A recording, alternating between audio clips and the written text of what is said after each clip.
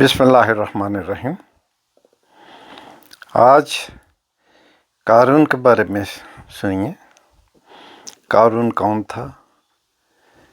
اس کے خزانہ کیا تھے؟ یہ خزانے اس کو کدھر سے ملے؟ کیسے اس نے غرور کیا؟ کیسے اس نے تکبر کیا؟ اور پھر اللہ نے اس کی سزا کیا دی؟ اصل میں یہ جو قصے ہیں نا، ان سے یہ ہمارے لیے، ہمیں ان سے سبق سیکھنا ہے، لیکن ہم ان چیزوں سے بھولے ہوئے ہیں۔ ہمیں جب کرسی مل جاتی ہے، کودا مل جاتا ہے، تو ہم سمجھتے ہیں کہ ہم معاذ اللہ خدا ہو گئے، بس یہاں ہی آ کر ہم مار کھا جاتے ہیں۔ تو سنیں، قارون دنیا کا سب سے امیر ترین آدمی، اس کے پاس جو خزانے تھے وہ یہ نہیں تھے یہ ڈالر وغیرہ، اس وقت کے سونا جواہرات، ہیرے، اور وہ اس کے پاس اتنے خزانے تھے کہ اس کو پتہ ہی نہیں تھا کہ کتنے خزانے۔ کہنے والے کہتے ہیں، لکھنے والے، کہ 100 اونٹ صرف اس کے خزانوں کی چابیاں اٹھاتے تھے۔ تو ابھی دیکھ لو کتنا امیر ہوگا۔ تو ابھی سنیں اس کا حشر کیا ہوا، وہ کون تھا۔ بسم اللہ الرحمن الرحیم۔ السلام علیکم رحمۃ اللہ وبرکاتہ۔ آج آپ کو قارون کی کہانی سناتے ہیں، جو قوم اسرائیل کا فرد تھا اور فرعون کا خاص ساتھی تھا۔ قارون ایک ایسا شخص تھا جس کے پاس دنیا کا سارا مال تھا، لیکن وہ اللہ کا شکر ادا نہیں کرتا تھا۔ وہ اپنے مال کو اللہ کی راہ میں خرچ نہیں کرتا تھا، بلکہ اسے اپنی شان و شوکت کے لیے استعمال کرتا تھا۔ قارون کی پیدائش مصر میں ہوئی تھی۔ وہ بنی اسرائیل میں ایک بڑا سردار تھا۔ وہ اپنے خاندان کا سب سے امیر آدمی تھا۔ اس کے پاس سونے اور چاندی کے اتنے خزانے تھے کہ وہ ان کو شمار نہیں کر سکتا تھا۔ قارون ایک بہت ہی مغرور اور تکبر کرنے والا شخص تھا۔ وہ اپنے مال کی وجہ سے اپنے آپ کو بہت بڑا سمجھتا تھا۔ وہ غریبوں اور مسکینوں سے نفرت کرتا تھا۔ ایک دن قارون اپنے خزانے کو دکھانے کے لیے اپنے ساتھیوں کے ساتھ نکلا۔ وہ اپنے خزانوں پر فخر کر رہا تھا اور کہہ رہا تھا کہ یہ سب اللہ کی مہربانی سے نہیں، بلکہ میری محنت اور ذہانت کی وجہ سے ہے۔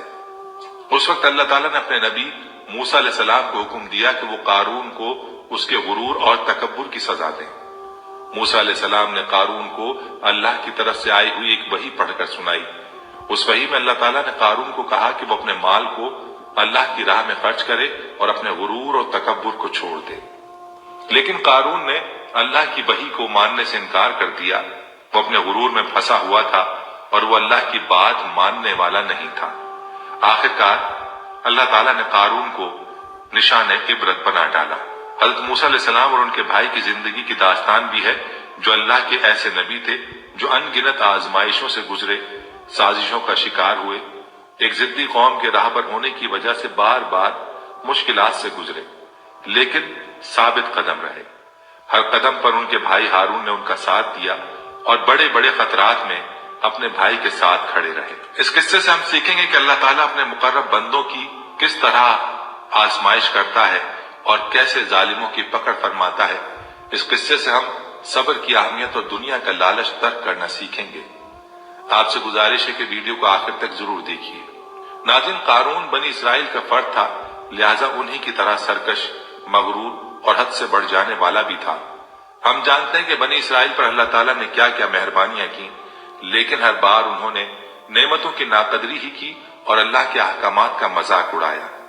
اللہ تعالیٰ نے انہیں طویل مہلت دی۔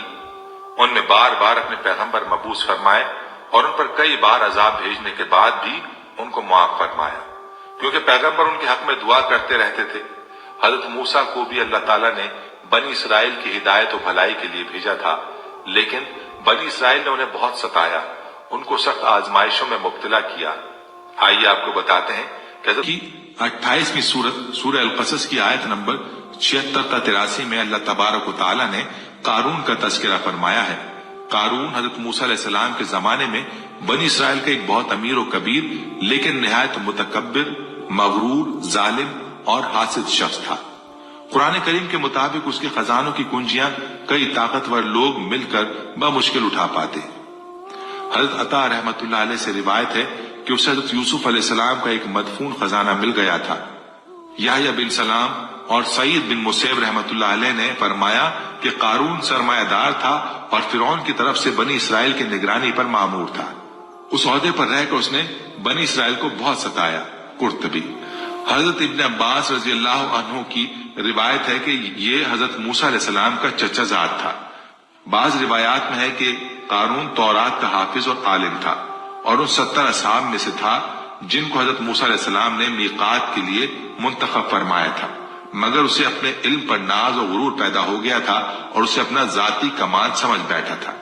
روح المعانی میں محمد بن اسحاق رحمۃ اللہ علیہ کی روایت سے نقل کیا گیا ہے کہ قارون تورات کا حافظ تھا اور دوسرے بنی اسرائیل سے زیادہ اسے تورات یاد تھی، مگر سامری کی طرح منافق ثابت ہوا۔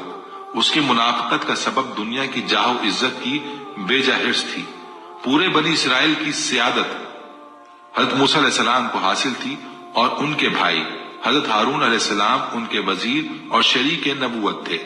ان کو یہ حسد ہوا، میں بھی تو ان کی برادری کا بھائی اور قریبی رشتہ دار ہوں، میرا اس سیادت و قیادت میں کوئی حصہ کیوں نہیں؟ چنانچہ حضرت موسیٰ علیہ السلام سے اس کی شکایت کی۔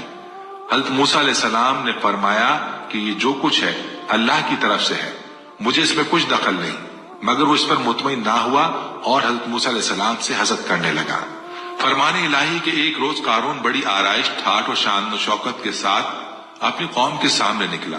جو لوگ دنیا کے طالب تھے کہنے لگے، جیسا مال و متاع قارون کو ملا ہے کاش ایسا ہی ہمیں بھی ملے، یہ تو بڑا ہی صاحب نصیب ہے۔ لیکن جن لوگوں کو اللہ کا علم دیا گیا تھا اور جو صاحب ایمان تھے وہ کہنے لگے تم پر افسوس ہے، مومنوں اور نیکوکاروں کے لیے جو ثواب اور اجر اللہ کے ہاں تیار ہے وہ اس سے کہیں زیادہ ہے اور وہ صرف صبر کرنے والوں کو ملے گا۔ قارون ایک بخیل شخص تھا جسے مال و دولت سے بے حد محبت تھی۔ وہ زکوٰۃ دیتا نہ اپنا مال غریبوں پر خرچ کرتا۔ حضرت موسیٰ علیہ السلام کی بار بار تنبیہ کے باوجود اس کا غرور و تکبر، بغض، حسد، بخیلی اور غریبوں سے نفرت روز بروز بڑھتی جا رہی تھی۔ بالآخر اللہ تعالیٰ نے اسے اس کے مال و دولت سمیت زمین میں دفن کر دیا۔ قرآن پاک میں ارشاد باری تعالیٰ ہے، پس ہم نے قارون کو اور اس کے گھر کو زمین میں دھسا دیا، اور یوں اللہ نے ایک امیر کبیر، مغرور اور بخیل شخص کو رہتی دنیا تک عبرت کا نشان بنا دیا۔ اسرائیل صحرا تیہ میں 40 برس تک بھٹکتے رہے۔ اس کھلے میدان سے نکلنے کے لیے صبح سے شام تک روز سفر کرتے، لیکن شام کو اسی جگہ موجود ہوتے جہاں سے صبح چلے تھے۔ حضرت موسیٰ علیہ السلام اور حضرت ہارون علیہ السلام بھی ساتھ تھے۔ ایک دن صحرا تیہ میں غور نامی پہاڑ پر پہنچے تو حضرت ہارون علیہ السلام کا انتقال ہو گیا اور انہیں وہیں دفن کر دیا گیا۔ 120 برس کی عمر میں حضرت موسیٰ علیہ السلام کا بھی انتقال ہو گیا۔ آخر میں پیارے دوستو، قارون کے واقعے سے یہ سبق ملتا ہے کہ قارون کا واقعہ ایک عبرتناک مثال ہے۔ قارون ایک بہت ہی مالدار شخص تھا، اس کے پاس بہت زیادہ دولت تھی، وہ اپنی دولت کے نشے میں چور تھا، وہ اپنی دولت کا اظہار کرنے میں ذرا بھی نہیں شرماتا تھا، وہ اپنی دولت کے ساتھ لوگوں کا مذاق اڑاتا تھا اور اپنے اوپر بڑا غرور کرتا تھا۔ قارون کی بیجا غرور اور تکبر نے اللہ کو ناراض کر دیا۔ اللہ تعالیٰ نے قارون کو زمین میں دھسا دیا اور اس کی ساری دولت بھی زمین میں دھس گئی۔ مال و دولت کے ساتھ غرور اور تکبر نہیں کرنا چاہیے۔ مال و دولت انسان کے لیے ایک امتحان ہے اور اسے اللہ تعالیٰ کی رضا کے لیے استعمال کرنا چاہیے۔ اللہ تعالیٰ ہر شخص کے اعمال کا حساب لیں گے، چاہے وہ کتنا ہی مالدار اور طاقتور کیوں نہ ہو۔ قارون ایک بہت ہی مالدار شخص تھا، لیکن اس نے اپنی دولت کے ساتھ غرور کیا۔ وہ اپنی دولت کے ساتھ لوگوں کا مذاق اڑاتا تھا اور وہ اپنے اوپر بڑا غرور کرتا تھا۔ اس کے بیجا غرور اور تکبر نے اللہ کو ناراض کر دیا۔ اللہ تعالیٰ نے قارون کو زمین میں دھسا دیا اور اس کی ساری دولت بھی زمین میں دھس گئی۔ قارون کا واقعہ ایک عبرتناک سبق ہے۔ مال و دولت کے ساتھ غرور اور تکبر نہیں کرنا چاہیے۔ مال و دولت انسان کے لیے ایک امتحان ہے اور اسے اللہ تعالیٰ کی رضا کے لیے استعمال کرنا چاہیے۔ قارون کے واقعے سے یہ بھی سبق ملتا ہے کہ اللہ تعالیٰ ہر شخص کے اعمال کا حساب لیں گے، چاہے وہ کتنا ہی مالدار اور طاقتور کیوں نہ ہو۔ قارون ایک بہت ہی مالدار اور طاقتور شخص تھا، لیکن اس کے اعمال اچھے نہیں تھے۔ اس نے اپنی دولت کا استعمال لوگوں کی مدد کرنے کے لیے نہیں کیا، بلکہ اس کا استعمال اپنی ذاتی خوشیوں اور آرام کے لیے کیا۔ اس کے بیجا غرور و تکبر نے اللہ کو ناراض کر دیا اور اللہ تعالیٰ نے اسے یہ سزا دی۔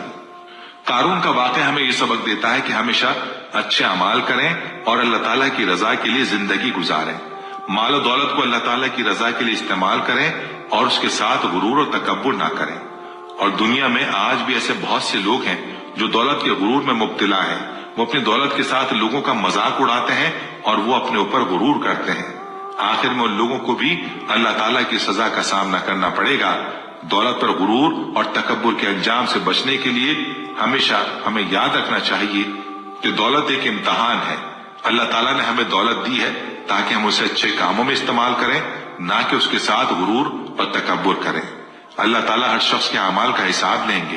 جو لوگ دولت اور غرور میں مبتلا ہو کر ظلم و ستم اور بدعنوانی کا ارتکاب کرتے ہیں، ان کو آخرت میں اللہ تعالیٰ کی سخت سزا کا سامنا کرنا پڑے گا۔ ہمیں ہمیشہ تواضع اور انکساری کا دامن تھامے رکھنا چاہیے۔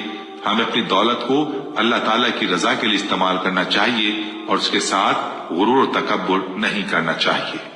اللہ تعالیٰ سے دعا ہے کہ ہم سب کو بھٹکنے سے بچائے۔ آمین ثم آمین۔